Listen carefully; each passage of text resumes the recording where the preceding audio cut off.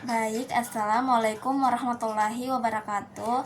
Perkenalkan, nama saya Yulinda dengan NIM G701241109. Nah, di sini itu saya akan membuat tugas pendahuluan analisis formasi. Nah, jadi yang pertama itu prinsip dasar peran fase.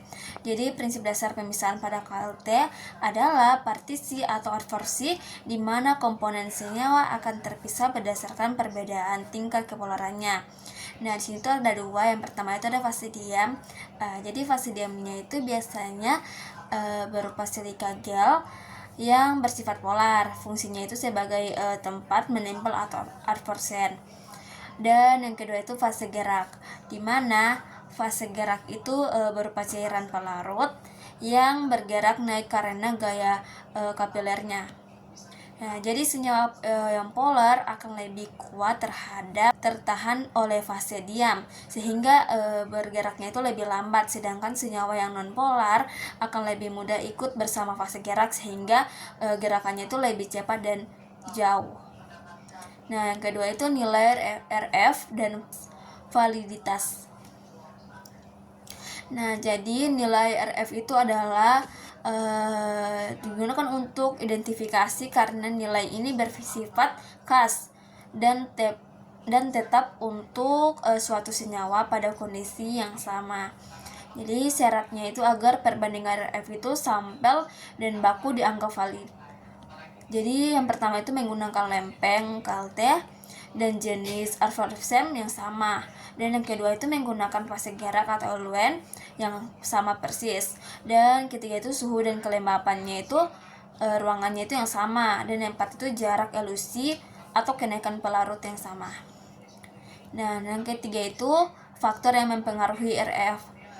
Jadi faktor yang mempengaruhi RF itu yang pertama itu ada kepolaran, fase gerak dan diam.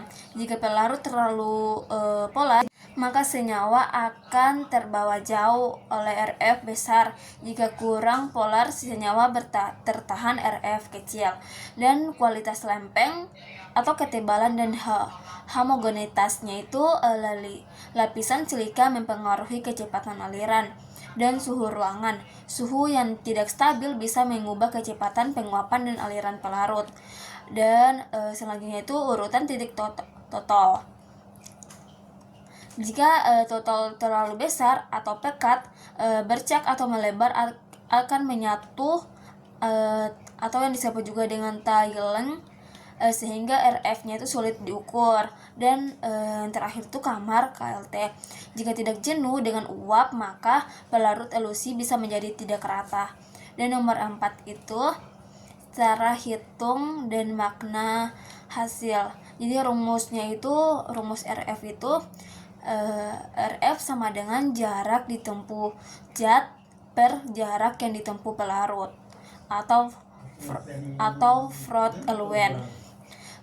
Jadi jika nilai RF sampel sama atau mendekati RF baku, maka sampel mengandung senyawa tersebut atau disebut juga dengan paracetamol. Nah, jika nilai RF sampel berbeda jauh, kemungkinan sampel bukan senyawa murni yang mengandung pengotor atau terjadi kesalahan dalam prosedur percobaan. Dan yang kelima atau yang terakhir yaitu efek kepolaran fase gerak.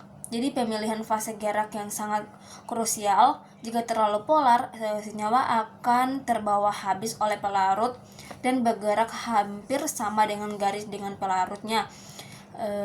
Jadi pemisahannya itu tidak terjadi karena suatu zat naik bersama. Dan kedua itu jika terlalu non-polar, senyawa juga tidak dapat terbawa sehingga tertahan di tempat atau hanya bergerak sedikit.